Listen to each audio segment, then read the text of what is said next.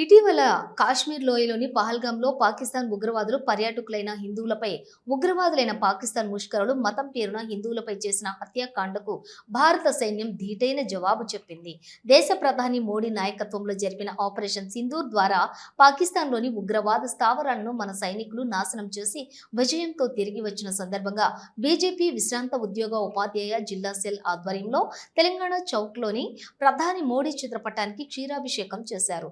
భవిష్యత్తులో పాకిస్తాన్లోని ఉగ్రవాదులు భారతదేశం వైపు కన్నెత్తి చూడకుండా గట్టి చర్యలు తీసుకోవాలని ప్రధాని మోడీకి విజ్ఞప్తి చేశారు.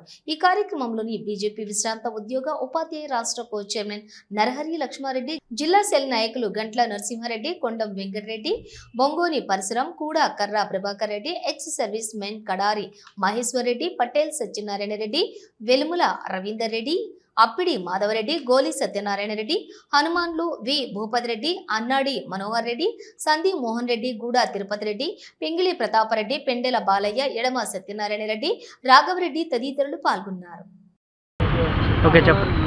మహేశ్వర్ రెడ్డి భారత సైనికులు 20 ఏళ్ళు సర్వీస్ చేసి రిటైర్ అయింది. 2 ఇయర్స్ బిఫోర్ రిటైర్ అయింది. ఇప్పుడు ఆపరేషన్ సింధూర్ అనేది విజయవంతంగా నిర్వహించబడింది. ఇలాంటి ఆపరేషన్స్ ఇంతవరకు చూడలేము. మొదటిసారి ఇలాంటి మన మోడీ గారి నాయకత్వంలో ఇలాంటి ఆపరేషన్ సక్సెస్ఫుల్గా జరగడం వల్ల మన దేశానికి ఒక గర్వకారణం.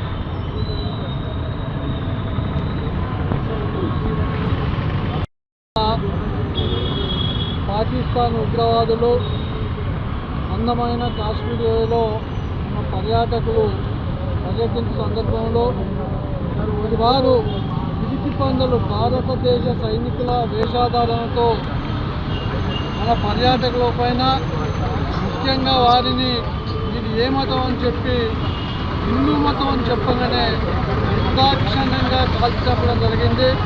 మరి దానితో గతంలో అనేక దాడులు జరిగినాయి ఉగ్రవాదులతో. కానీ పహల్వాన్ యొక్క ఉగ్రవాద దాడిని భారతదేశమే కాదు ప్రపంచం అంతా ముక్తఖండంతో ఖండించింది.